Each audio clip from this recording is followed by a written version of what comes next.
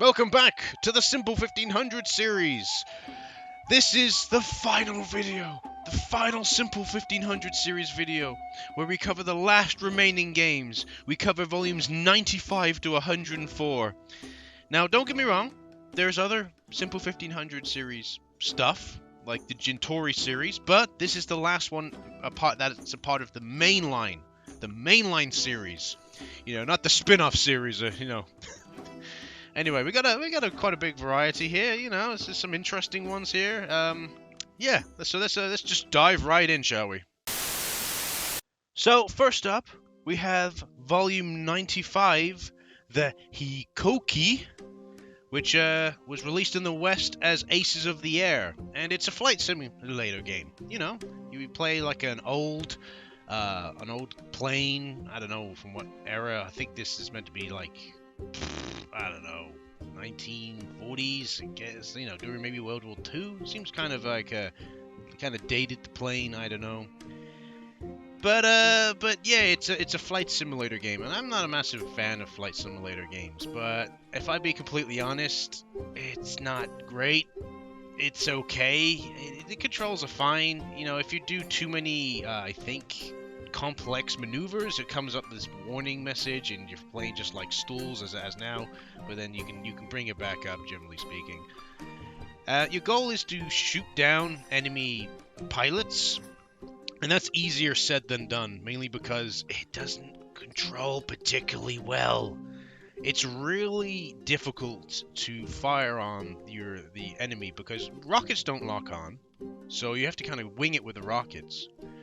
But then you have like bullets, and bullets are more reliable than the rockets. Rockets, most of the time, you just miss. But with the bullets, at least with the bullets, it's a little bit more reliable, but you have to kind of aim ahead of where the scope is for it to actually hit anything. As you can see here, I'm shooting at this plane. I'm trying to get it, and I pecked it just once there, but I am trying really hard here to try and hit this plane, but it's just not working out. You know, I'm just short of it, trying to hit it. And as you can see, I'm putting up the throttle, which is one of the mechanics. You can speed your plane up by putting up to a higher gear, but quite often it doesn't really help. It really doesn't. And you just end up shooting at a plane where you just barely miss it most of the time. But yeah, Aces of the Air. It's as a flight sim game, it's, I guess, okay. I wouldn't really know. It's not really my genre, if I be completely honest. But I personally didn't really enjoy it that much because of I felt kind of limited as I was flying around. Not the same kind of freedom that you'd get in, I don't know, something like Ace Combat. Next is Volume 96, the Yakyu 2, or the Baseball 2. And if I be completely honest, I have next to nothing to say on this game, because it is just a slightly better, in terms of graphics, version of the baseball. Like, there's no real improvement here. I mean, it plays exactly the same. So basically it's a 2D baseball game, and for this to come out in I think it was 2002, is kind of appalling, really, if I be completely honest. The original one was fair enough, because back then when the original The Baseball came out, you had a lot of other 2D games, so it feels a little bit more acceptable. But most of the time, I haven't seen a 2D game in a long old while, so to see one now, it just feels out of place. You know, we just saw Aces of the Air, which is not too bad in terms of 3D graphics, 3D modeling for the plane, but then you look at this. But yeah, I don't have much to say about this. It's a baseball game. It doesn't really play particularly well. You know, I don't think so anyway. You kind of feel like half the time the game's kind of playing itself. You don't really feel like you are actually playing the game. You'll do a button input and it'll hit the ball and you think, did I do that? Or did the game just automatically do that? So you just put your controller to the side and then you find out the game's kind of like playing itself pretty much. I'm not even joking. While I'm playing this, I actually put the controller to the side and the game just continued. So I don't know. I don't really know. Next on the list is Volume 97, The Squash, or as it was known in the West as Street Racquetball. Yeah, apparently they call this racquetball in America, but in England we call it squash, and I guess in America they call it squash. Squash is a game where you're in this like small box court, enclosed court, and you got to bounce it above a line on a wall towards the opponent. I've played squash before. I have a friend who particularly likes squash. It's his preferred sport, and I've played a few times with him. It's not too bad of a game. It's quite in there. It's quite active. It can be quite enjoyable sometimes, but I'm a fat ass, so I get worn out quite quickly. Now, talking about this game, it plays fine. It plays, you know, if I ever wanted to play a squash game, I kind of would half expect this is how it would play, if I'd be honest. And that's absolutely fine. Graphics aren't great, but yeah. Next up is Volume 98, The Futsal. Yes, futsal, if you even know what that is. And yes, here we are, a football game where you can have frogs versus astronauts. We don't ask questions here. We don't ask questions here on this channel. But yeah, there's a lot of different teams you can play as, and they're all kind of just weird caricatures, like astronauts, frogs, and whatnot. But yeah, from what I can tell, it's basically a football game, soccer if you're American, or that way inclined. Yeah, it's a soccer game, and I gotta admit, it's the first soccer game where you can actually play as a single character. I'm not even joking. I played as one character the entire game, and I tried all the buttons to see if I could switch to another character. Nope. You just like hit that you're playing as one character, deal with it. Oh, it's like, okay, cool. And you then start to realize after playing as one character that you understand why in games like FIFA they allow you to switch between them, and they do it automatically. Is because it doesn't exactly work that well with you playing as one character. Your teammates aren't particularly good, if I be completely honest. But yeah, it's besides that, I love the T-posing astronaut. He's great. He's brilliant. Besides that, is it an okay football game? It's okay. It's a bit basic, a bit bare bones, if I be completely honest. But yeah, it's okay. It's kind of annoying that you got this DualShock message up in the corner. I don't know what that is. I don't know what it says. It's obviously saying something about DualShock, but it was there the whole entire game, and it was so annoying because obviously it's blocking a certain percentage of the screen. But I tried again. Every button on the controller, nothing seemed to remove the message. So yeah, so that's the futsal. Not too bad of a football game. I'd probably prefer Dynamite Soccer if I'd be completely honest. In other words, no fairness, Football Madness. I'd rather play Football Madness. Who would have ever thought I would say that? But Football Madness. Next up is Volume 99, The Kendo. Developed by Amadeo. Yeah, obviously another developer we're familiar with. I haven't been saying the developers mainly because you can see it on the title card. It normally comes up with them. So, but anyway, so The Kendo. I've played this before, you know, as part of my Simple Shit 1500 series, Volume 4. It's Kendo. It's okay. I don't know what to say. It allows you to play, obviously, as like multiple different characters. There's only 3 playable characters on the start, and you play Kendo. I'm not familiar with the rules of Kendo, but basically, you go in, there's limited movement. You can do a hit which goes for the head, a hit that goes for the wrist, and I think a hit that goes for the side. I think those are the 3 ways that you can gain a point in the game. And obviously, you can then change where your I can't remember, your bamboo sword, whatever you want to call it, is. Boken. You can go Boken. Let's go Boken. That works. You can change your Boken all around to try and block from those 3 different perspectives. So it's it's not too bad. You can get a point sometimes. I kind of feel like I've got 5 points, as you can see up in the up at the top there. I got 5 lives, as you could say. And I kind of feel it's a bit unfair when I can hit the opponent over 5 times and he's still in the game, and I'm like, really? Okay. So, yeah. It's an okay game. It's an okay Kendo game, and that's all I really have to say. Next up, we have Volume 100, which is the Uchu Hikoshi, which I imagine translates as the astronaut, or something along those lines. Once again, developed by Amadeo. This game is very interesting. I like the concept of this game. This game actually feels like some kind of effort was put into it.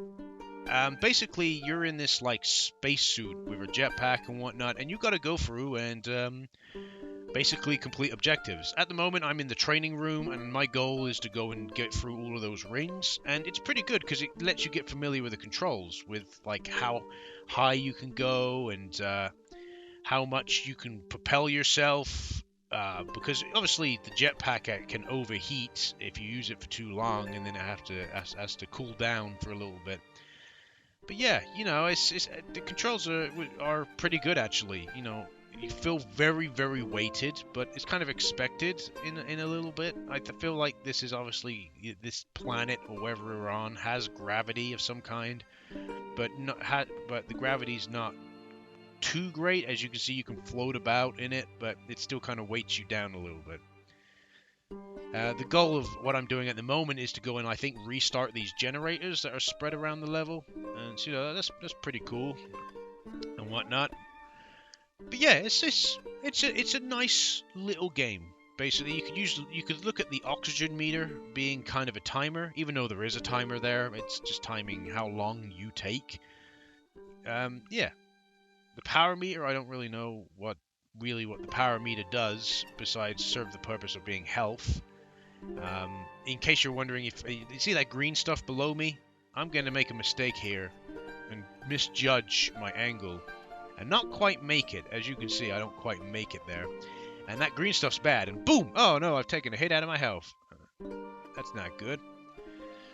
But yeah, so you got a few hazards here and there, and yeah, you just go and complete objectives. It's quite fun to just fly around in the spacesuit in this. I actually kind of enjoy this game. It's not too bad. But then you have stuff like that happen. You're like, I've just missed it.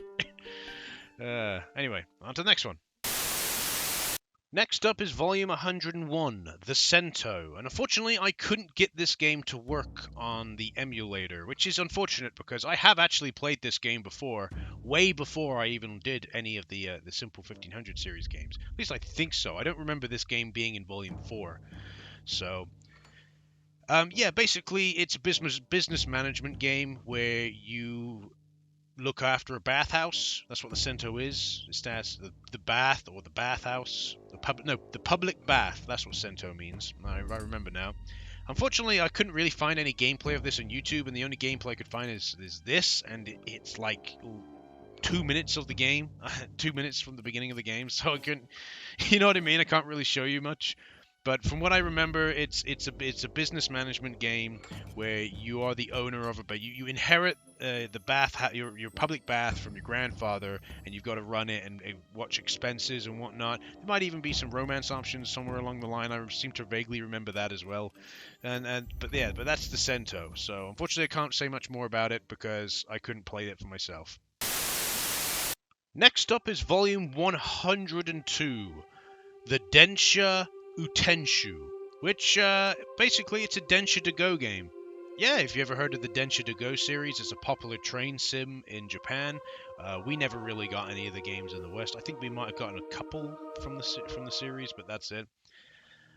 Yeah, so Volume 102 is one of those. And once again, as you can probably tell from the perspective, is I couldn't get this game running in the emulator. I don't know why, it just wouldn't run.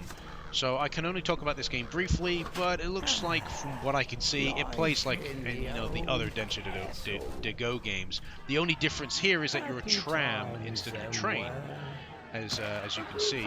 So basically, it's in case you're wondering what the series is, it's an overcomplicated train sim. And I mean overcomplicated, in my opinion, is quite complicated in what you need to do and what you need to manage. It's a lot of micromanagement. It can be a little bit stressful sometimes, and yeah, I don't really like it personally. But yeah, it looks like this game is just with trams. That's it, just with trams. And I'll go into the actual in-depth of the controls in the next game, which is Volume 103, the Ganso Densha Utenshi Densha to Go. Yes, this is an actual proper Densha to Go game, the one with actual Densha to Go in the title, and is actually a re-release of a previous Densha to Go game as part of the Simple 1500 series. Yeah, you control trains. You are a train operator and you control trains, and it's very, very stressful. As I said with the previous game, this game can be quite stressful. There's a lot of micromanagement. Basically, you've got these 2 meters. You can probably see one that's blue and one that's orange that currently has a 3 on it. The blue one has 0. That basically controls your train. One of them is like the gears, and one of them is like brakes. I think there's like 2 gearboxes in a train or something. One that slows down the train and one that speeds up the train. And basically, you've got to go from station to station within a certain time limit. So you see the 11:01:31 you just saw there? That's the time limit. You've got a certain amount of time to get to where you need to go next, and it can be extremely hard to get that time. You could be just going along, and you think, oh, okay, I've sped the train up to a decent speed now. I'm coming up to the station. I need to slow down. So you try to slow down, and you end up coming up to the station too goddamn fast. Or in this case, you come up to the station too goddamn slow. And it comes up with this little icon where you can see where the train is. And you end up stopping short of where you need to be. And you're like, okay. Oh, damn it. What button do I need to do? What button do I... See, it doesn't give you much leeway. You think to yourself, what button do I need to press to get the train moving again? Because you got to mix around the button controls, and it's just not good for me. I don't like it. It really, really is stressful to try and drive this train. I think I'd have an easier time driving a real train. I'm not even joking. Anyway, so that's Densha to go. Let's move on to the final game, shall we? The final game. And next, we have the final game. Volume 104, The Pink Panther, Pinkadelic Pursuit. Yes, the only European game to be released in Japan as part of the Simple 1500 series. The only one, the only Western game. Every other game was released in Japan first, or had a Japanese developer. This is the only game that has an English developer and was released in Japan as part of the Simple 1500 series. And yeah, it's not too bad. If you're not familiar with the Pink Panther, neither am I really, because I watched a little bit of it when I was younger and I don't really remember much. He's a panther and he's pink. That's pretty much it. And all I remember is, exit stage left. That's all I remember from it, pretty much. It's like one of his famous catchphrases. So the game's a platformer. The story goes along the lines of, basically your uncle's died. And you're inheriting his estate, but to be able to get access to this inheritance, you need like a certain amount of keys or something, and you got to go to these different places, like these different levels to get these keys. Yeah, it's not too bad. So you can hide, as you just saw there, as part of like a lifesaver, but you just traverse around the level, find an item like the bananas or a bomb or whatever you need to progress, and then deliver it to where it needs to go, basically. And that's all there is to it. It's not really that difficult of a game, if I be completely honest. It's fine for what it is. It's a Pink Panther game. It's a pretty basic platformer. You know, I like the environments. The environments are cool. Like you're on the cruise ship and that. It's pretty cool. But yeah, in terms of as anything more than that, there isn't much. It's got a little bit of charm, a little bit, I guess. I'm not really one to really say much about platformers. It's not really my genre again. You know, I used to like them a lot more when I was a kid. I don't really like them as much anymore. But it is what it is. But yeah, and yeah, that's Pink Panther. Oh my, is that it?